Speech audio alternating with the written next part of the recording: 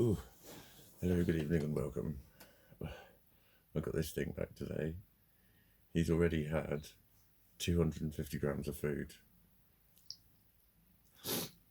which is awesome because he was eating about 100 grams of food in a whole day, maybe 120, something like that. Not a lot. The other morning, when he had a pouch and then a little pouch, that was 150. But he's had 250 and he's done the lot in, and I think he wants another one.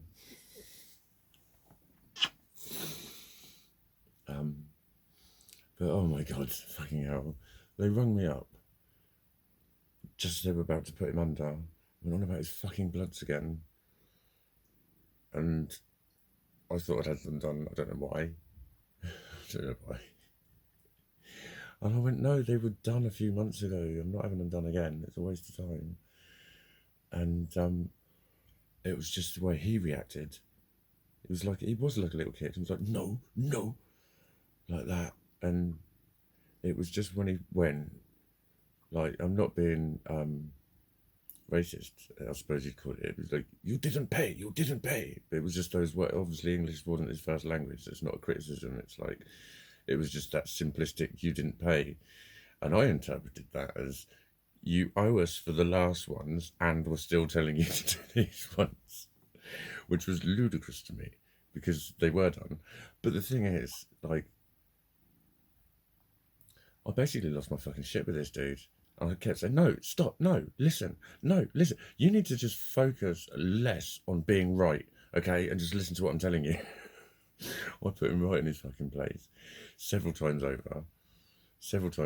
And he kept going, but I was going, no, you need to recognise that you've lost control of this situation. The more you try and push me, the more you're winding me up. And I'm warning you that that's happening and you're still doing it. You need to just stop and end the call. You know what to do. And it took like another 2 or 3 times going, end the call.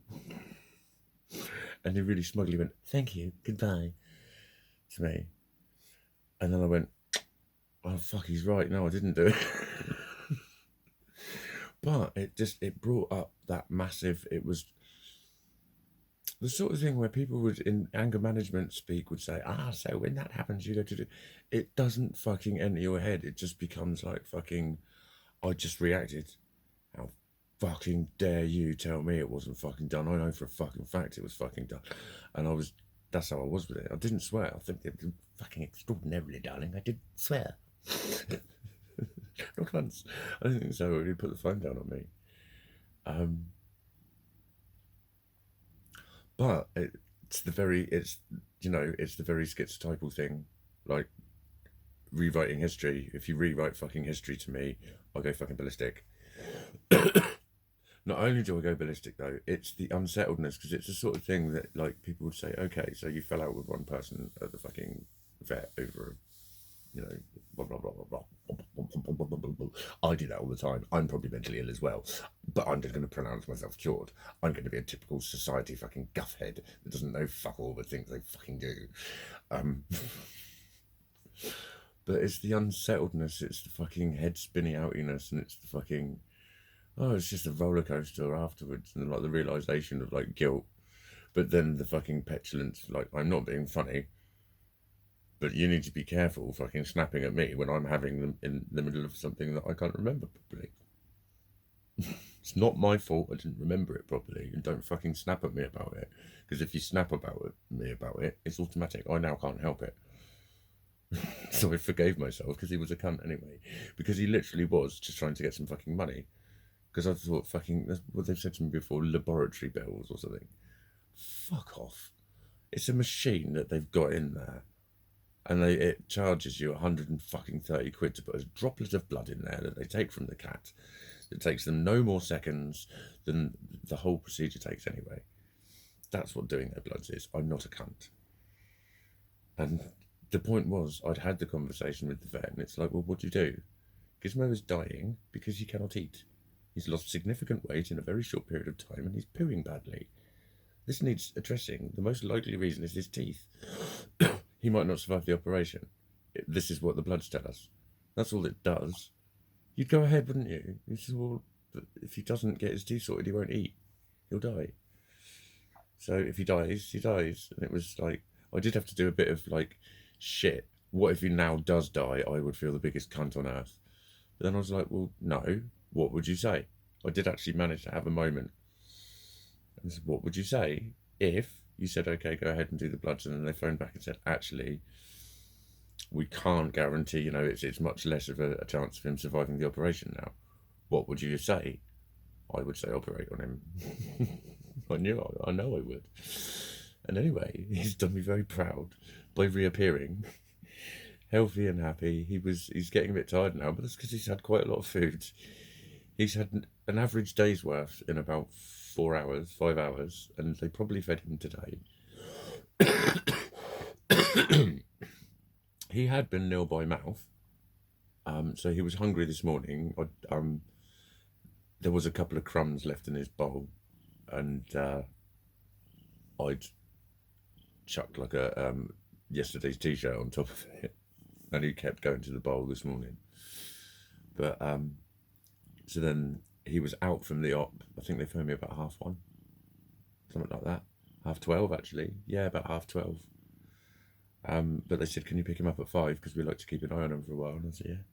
So they'll have fed him for sure, and he'll have eaten for sure, the way he's been eating tonight. But then that was the other geezer started trying to persuade me. It was like, oh, I think there's something more going on. He was basically trying to say his teeth weren't actually that bad. It was just like fairly routine. That shouldn't cause him this much problems. And I just thought, well, no, but it's coupled with his ear, which was flaring up a few days earlier. Then his gums flare up. It's like he's like the equivalent of about fucking 80, right? If you suddenly cut your diet by 1/3 and then drunk the equivalent in water, you would have diarrhea.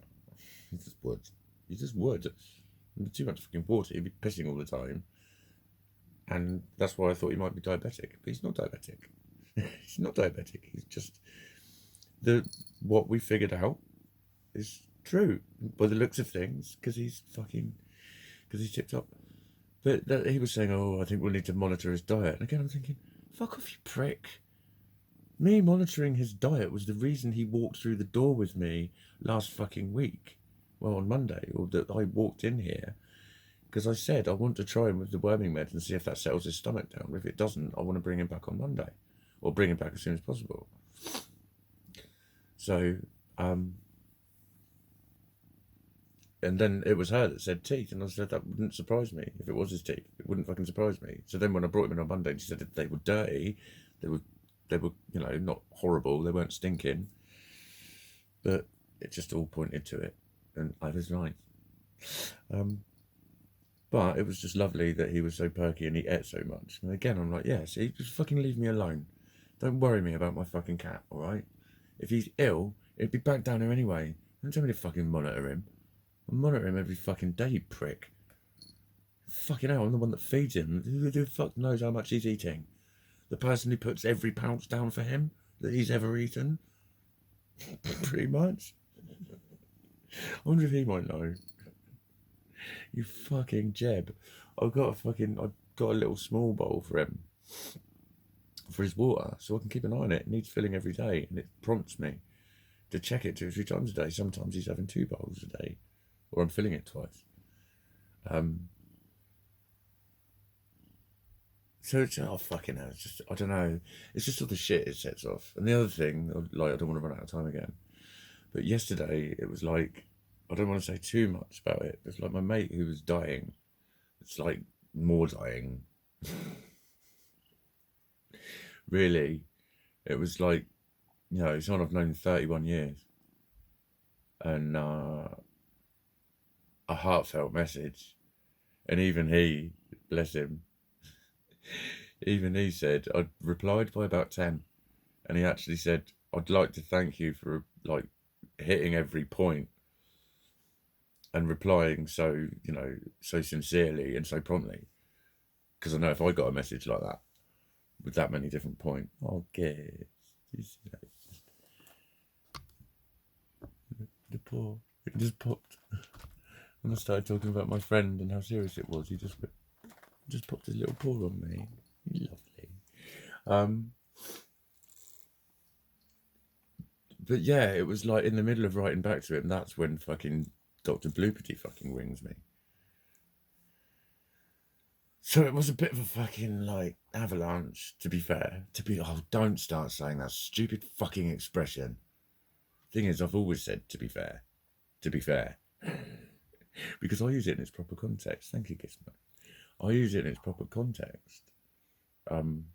Other people, to be fair, they don't, to be fair. It's just a way, to be fair. It's, oh, God, I want to fucking throttle them. To be fair. Anyway, stop saying that stupid expression. Where the fuck was I? What was I on about? Yeah, the emotions and shit. And my fucking leg. My good leg. The one that does all the toe walking is cramping like fuck. But it means if it is pointing at the floor, whether I'm standing or sitting, it's in pain. Quite significant pain. Like I'm limping a lot more badly, and it's much more painful. A lot of the time my limp is more due to stiffness in my affected leg. That's usually what makes me limp, or walking uphill or walking for too long makes the cramp go off in that one, and that makes me limp. But this is just much sorer, and I'm on the fucking, I'm due one actually. Where are they? Just put me up to the 30s. Oh, I've got a present to open. I don't even know what it is. Could be anything. But where is my no do. Oh no, there they are. Yeah. 3 a day. But they don't seem to be doing a lot, and these are like double the straight. It's basically double the dose, but it's 3 times a day. But it's still, it's 90 something milligrams rather than 48.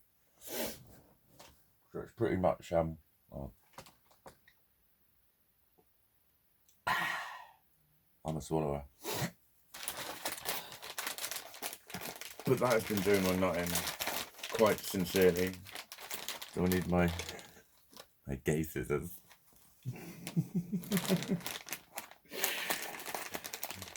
My gay scissors. What is it? Ooh, I know what this is. It's a bodysuit. I'm not going to model it for you. It's a very sexy, like, sort of shorts and vest catsuit thingy. I might wear it on camera tomorrow. I might sleep in it tonight.